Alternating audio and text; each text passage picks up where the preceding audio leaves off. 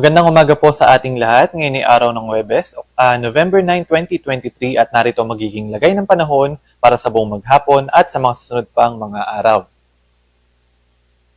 Sa kasalukuyan, patuloy yung ating monitoring dito sa low pressure area. Huli nating namataan sa may layong 395 kilometers sa may west-southwest ng Puerto Princesa City sa may Palawan. Itong nasabing low pressure area ay nananatiling mababa yung tsansa na maging isang bagyo sa mga susunod na mga araw at possible na lumabas ang ating Philippine Area of Responsibility ngayong araw. Samantalang patuloy yung pag-iral ng northeast monsoon sa may bahagi ng extreme northern Luzon at sa nalalabing bahagi naman ng ating bansa, umiiral itong tinatawag natin na easterlies o yung mainit na hangin na nagmumula sa Karagatang Pasipiko. Kaya naman sa buong maghapon, possible din na maging maulap yung kalangitan sa lahat na nasa silangang bahagi ng ating bansa at magiging madalas din yung mga thunderstorms. At para naman sa magiging lagay ng panahon ngayong araw sa Kalakhang Luzon, asahan natin ng maulap na kalangitan na may kalat-kalat na mga pag-ulan, pagkidlat at pagkulog dito sa may bahagi ng Palawan kasama na sa Calayan Islands dahil pa rin sa epekto ng low pressure area. Samantalang ang hanging amihan naman ang nakakaapekto sa extreme northern Luzon na magdadala ng maulap na kalangitan na may mga pag-ulan o may hinang pag-ulan o pag-ambon sa may bahagi ng Batanes at Cagayan kasama na sa Babuyan Islands at sa nalalabing bahagi ng Luzon kasama na dyan ng Metro Manila, bahagya maulap hanggang sa maulap na kalangitan na may mga pulupulong mga pag-ulan, pagkidlat at pagkulog especially sa hapon at sa gabi.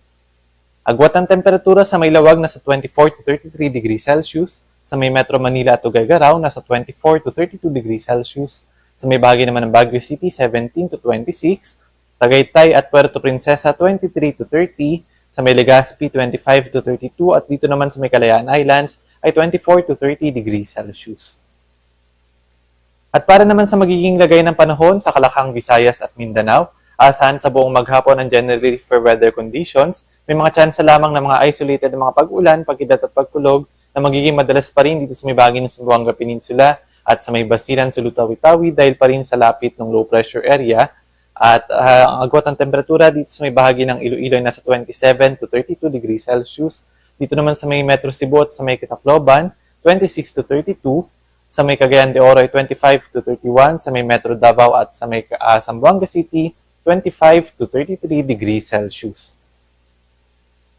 At para naman sa lagay ng ating karagatan, sa ngayon wala tayong nakataas na gale warning sa naman baybayin ng ating bansa kaya naman malaya pa rin makakapalaot ng ating mga kababayang mga isda at may maliliit na sasakyang pandagat.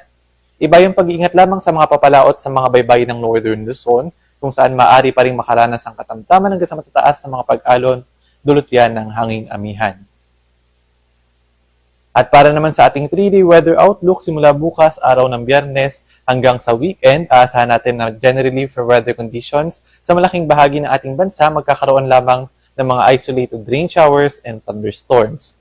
And by Saturday evening hanggang Sunday na umaga, inaasahan natin na magkakaroon ng panibagong bugso ng hanging amihan kung saan makakaapekto ito sa may bahagi ng Northern Luzon.